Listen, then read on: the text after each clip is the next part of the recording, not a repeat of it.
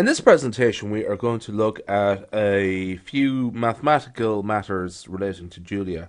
Prime numbers, factors, complex numbers, and mathematical constants. So first off, let's look at prime numbers.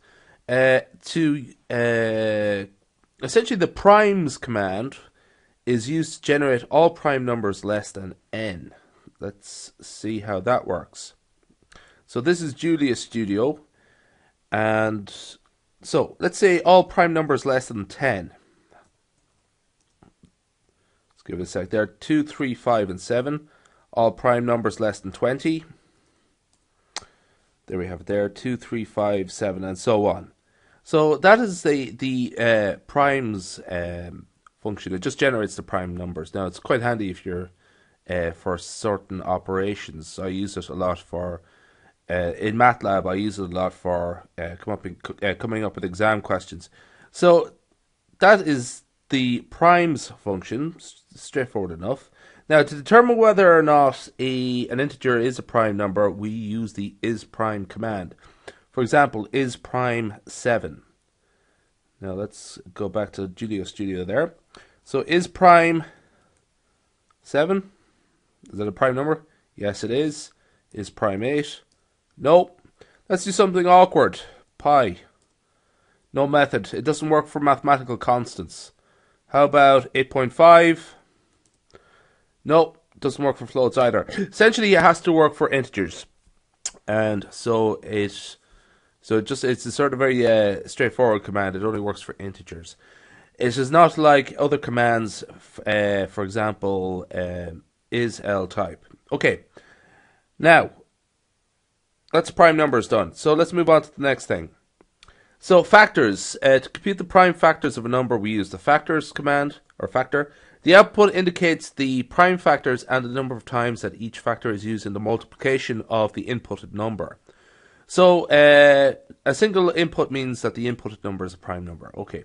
So factor, let's clear the screen here, first off. I should go F4. Why don't I just use F4? So the factor of, let's say, 8. So that is the factor. The prime factor is 2, and it is used in the multiplication 3 times. That is to say, 2 times 2 times 2. If we were to do for 16, if we were to do it for 16, or let's say 18. There we have 2 times 2, which is just to be used once, and 3, which is to be used twice. So that's to sort of say 2 star 3 star 3. Okay. The next one is let's do it for a prime number here. So factor of 11. So it only gets used. It's a single prime number. It only gets used once, so it is 11. Okay. Okay, that's prime numbers and the factors. So I've probably overdone that there a bit. Okay, moving on to the next thing here: complex numbers. To build complex numbers, you can use the complex command specifying the real and imaginary components. So, for example, if we were to construct the number 7 plus 2i, we type in something like this: complex 7 and 2.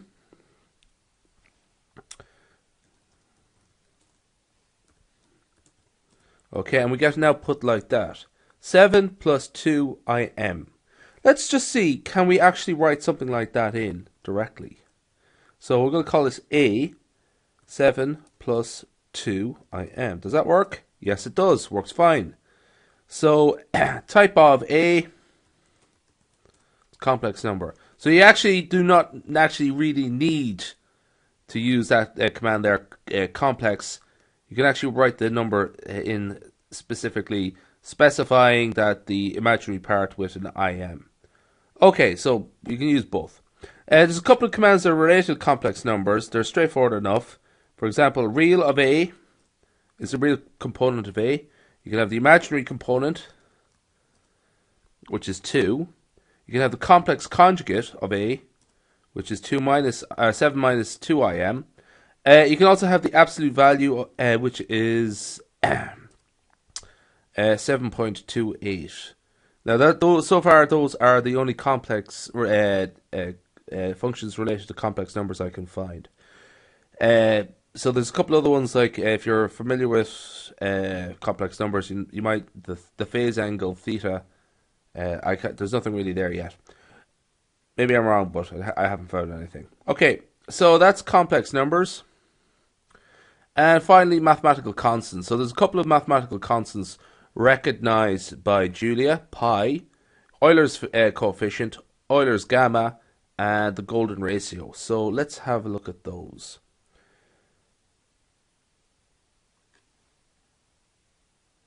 So pi, there we go, 3.1415. Okay, you might notice that it's given with a Greek letter there, pi.